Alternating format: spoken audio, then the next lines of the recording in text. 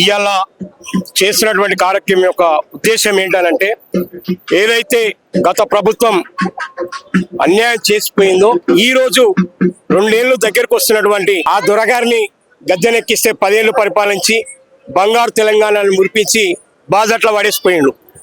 మరి ఆ దొరని గద్దెను దింపి పటేల్ సాబ్ని ఎక్కిస్తే, ఈ పటేల్ సాబ్ని గద్దె మీదకి ఎక్కిస్తే 2 ఏళ్ళు దగ్గరకు వచ్చినా కానీ పటేల్ సాబ్ కూడా ఉద్యమకారులకి కళాకారులకి న్యాయం చేయలేకపోతుంది. కాబట్టి మీరు ఏ హామీలు పథకాలు ఇచ్చి అధికారంలోకి వచ్చిరో ఆ హామీలనే అమలు చేయమని చెప్పేసి మేము ఈరోజు గన్పార్ దగ్గర అమరవీరుల స్థూపం దగ్గర నిరసన జరపడం కోసం రావడం జరిగింది. దాదాపు 1200 మంది విద్యార్థి బలిదానాల మీద ఏర్పడ్డ తెలంగాణ, అందులో ఉద్యమకారుల ఆట ఎంతో ప్రాధాన్యమైన ఎంతో ముఖ్యమైనది. మరి గత ప్రభుత్వం 10 ఏళ్ళు ఎందుకు నిర్లక్ష్యం చేసింది? ఈ ప్రభుత్వం కూడా దాదాపు ప్రభుత్వం ఏర్పడి 1.5 ఏళ్ల అవుతున్నా ఎందుకు ఉద్యమకారుల విషయంలో?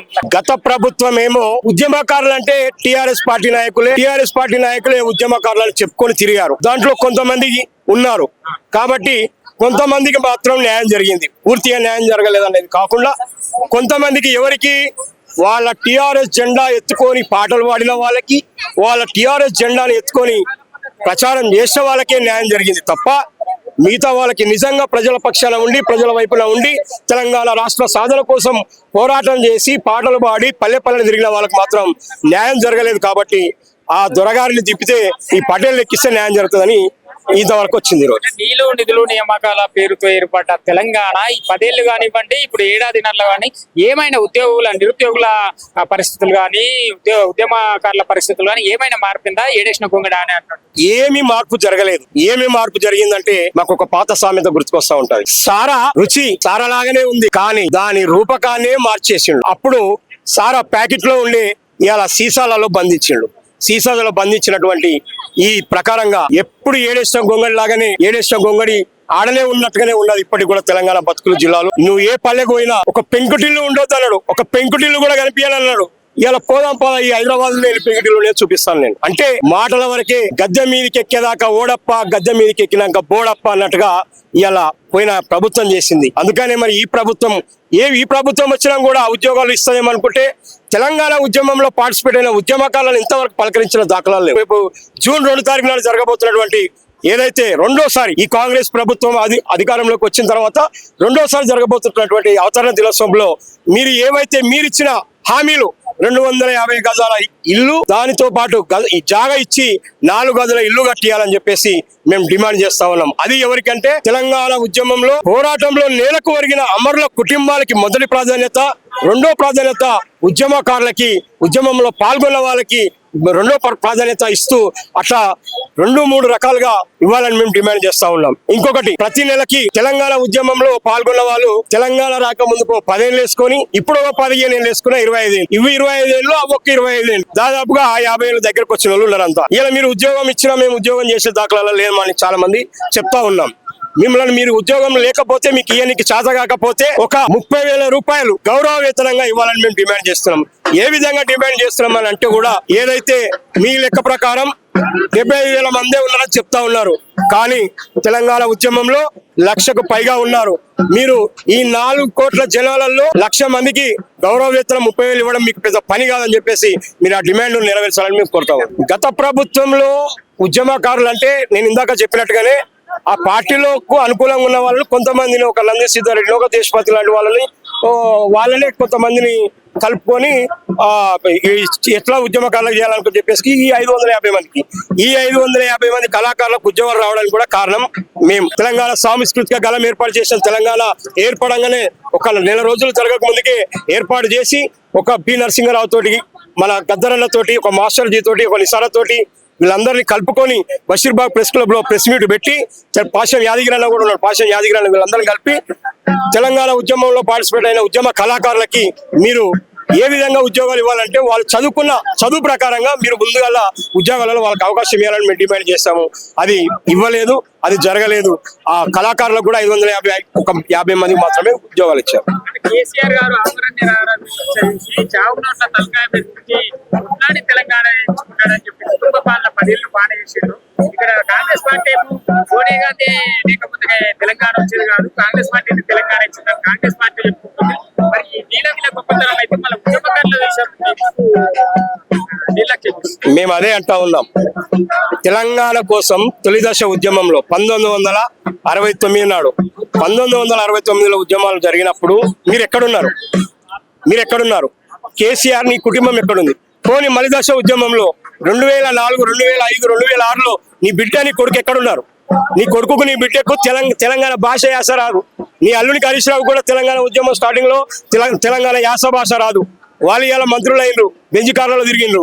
మరి తొలి దశ ఉద్యమంలో పాల్గొన్న వాళ్ళది ఎక్కడ పోతుంది? వాళ్ళని ఎందుకు గుర్తించలే? నీ గొప్పతనం ఎక్కడ ఉండాలి? తొలి దశ ఉద్యమంలో ఉన్న వాళ్ళకి రాజకీయ అధికారం ఇచ్చి ఉండుంటే నేను ఇవాళ గద్దె తీర్చకుండా కాపాడుకునే వాళ్ళం. కాబట్టి రాజకీయ రంగంలో కానీ అన్ని రంగాలలో కూడా మేము అదే అంటా ఉన్నాం. ఏదైతే అప్పట్లో తెలంగాణ కోసం ఏర్పడినటువంటి ఒక జననాట్య మండలి కానీ, ఒక జనసభ నుంచి మొదలు పెట్టుకొని కానీ ఇప్పటి వరకు కూడా ప్రజా సంఘాల్లో ఈ పోరాటాల ఎక్కువ త్యాగం ఉన్నది. కొంతవరకే ఈ రాజకీయ పార్టీలు ఎట్లా హల్చల్ అయ్యారంటే డబ్బు ఉంది, ధనము ఉన్నది. రాత్రి మీడియాలను, మన ప్రింట్ మీడియాను, ఎలక్ట్రానిక్స్ కొనేసి వాళ్ళు హల్చల్ చేసేసుకొని ప్రచారాలకు వచ్చారు. ఉద్యమకారుల దగ్గర ఏమున్నది కదా? వాళ్ళ దగ్గర ఉన్నది ఉద్యమము, హక్కులు, చట్టాలు తప్ప. కాబట్టి ఆ త్యాగాలు చేసే వాళ్ళని ఇప్పటికైనా ఈ కాంగ్రెస్ ప్రభుత్వం ఎందుకు అడుగుతున్నామంటే, గతంలో ఇందిరమ్మ పాలనలో ఇందిరమ్మ ఇల్లు ఇచ్చారని చెప్పేసి ఇలా మన పల్లెలకు పోతే ఇప్పటికి యాద్ చేసుకుంటా ఉంటారు. కాబట్టి మీ కాంగ్రెస్ కి ఒక నేపథ్యం ఉన్నది కాబట్టి, మీకు ఒక నియమ పద్ధతులు మీకు ఉన్నాయి కాబట్టి ఆ పద్ధతి ప్రకారంగా మీరు ఇచ్చిన హామీలలో ఇవాళ కూడా అమలు చేయమని మేము కోరుతాం. మేము కోరుతున్నది ఏం లేదు. మీరు ఇచ్చిన హామీలలో 250 గజాల భూమి ఇచ్చి 4 గదుల ఇల్లు కట్టియాలి. నెలకు గౌరవ వేతనం 30,000 రూపాయలు గౌరవ వేతనంగా ఉద్యమకారులకి, కళాకారులకు ఇవ్వాలి. అట్లాగే ప్రభుత్వం నుంచి వెళ్ళి గుర్తింపు పత్రం 69లో ఉద్యమంలో పాల్గొన్న రేపో మాపో సస్తం మేము అయ్యా, కనీసం మాకు ఈ గుర్తింపు పత్రం మా మన్మలకాలను చూపించుకోనికి గుర్తింపు పత్రాలను ఇవ్వని చెప్పేసి వాళ్ళు అంటూ ఉన్నారు. ఆ విధంగా గుర్తింపు పత్రాలు కూడా ఇవ్వాలి.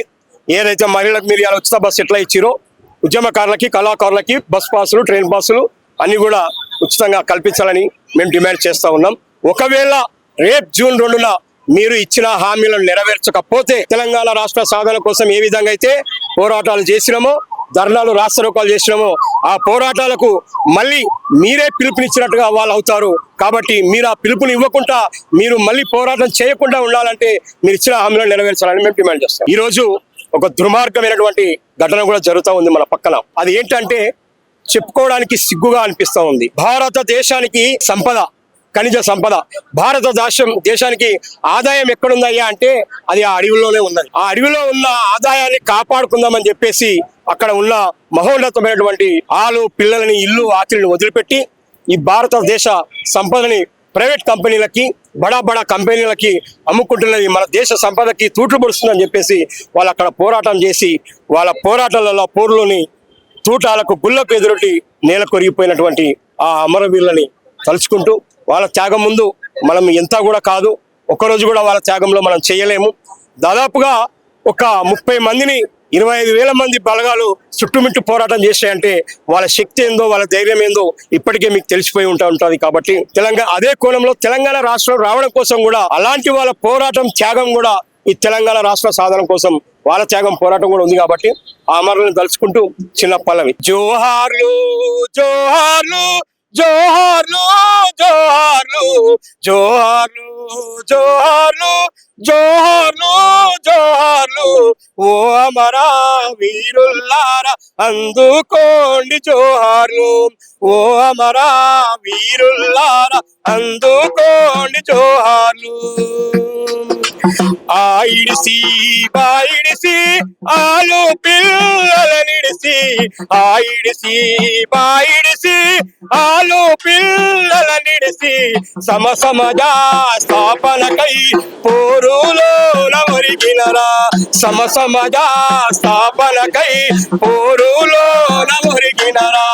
జోహార్లు జోహార్లు జోహార్లు జోహార్లు జోహార్లు జోహార్లు జోహార్లు అమరా వీరుల్లారా అందుకోండి జోహార్లు.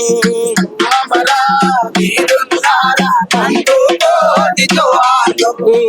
అమరా వీరుల్లారా అందుకోండి జోహార్లు. అమరా ఆ ఇడిసి బాయిడిసి ఆలు పిల్లల నిడిసి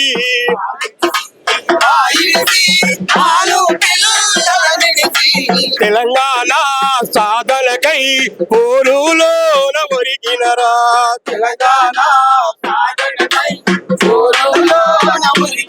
ఆ విద్యార్థి మేధావి కవి కళాకారులారా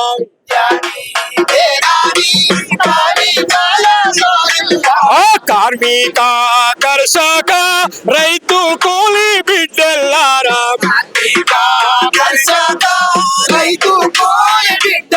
ఈ తెలంగాణ సాధనకై పోరులోన ఒరిగినరా తెలంగాణ సాధనకై ఆహా జోహార్లు జోహార్లు జోహార్లు జోహార్లు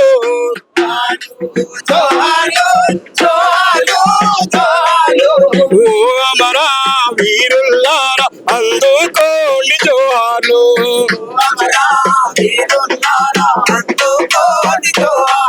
హా! ఏమనుకుంటున్నారు మీరెట్లనుకుంటున్నారు నడసబోద్దు పొడిసెపోరు ఆగుదలనుకున్నారు ఎట్లాపుదమనుకున్నారు మీరెట్లనుకుంటున్నారు ఆపుదమనుకున్నారా ఎట్లాపుదమనుకున్నారు ఏమనుకుంటున్నారు మీరెట్లనుకుంటున్నారు నడసబోద్దు పొడిసెపోరు ఆగుదలనుకున్నారు ఎట్లాపుదొద్దు పొడిసెపోరు ఎట్లాపుదమనుకున్నారు ఆ తెలంగాణ సాధనకై పోరులోన పోరు చేసి పోరాడిన గుండెలలో ధైర్యంగా ఉన్నాయి పోరాడిన గుండెలలో ధైర్యంగా ఉన్నాయి పోరాడిన గుండెలలో ధైర్యంగా ఉన్నాయి ఈ తెలుగు నేల కట్ట మీద ఏలిన ఆ పోరు బిడ్డ దేశాన్ని ఏలుతున్న చరిత్ర తెలవదా దేశాన్ని ఏలుతున్న లంబాల కేశవరావు పోయినా ఇంకా ఎన్నో కేశవులు అవుతారు ఏమనుకుంటున్నారు మీరెట్లనుకుంటున్నారు నడసబోద్దు పొడిసెపోరు ఆగుతదనుకున్నారు ఎట్లా ఆపుదామనుకున్నారు నడసబోద్దు పొడిసెపోరు ఆగుతదనుకున్నారు ఎట్లా ఆపుదామనుకున్నారు ఆగుతదనుకున్నారా ఎట్లా ఆపుదామనుకున్నారు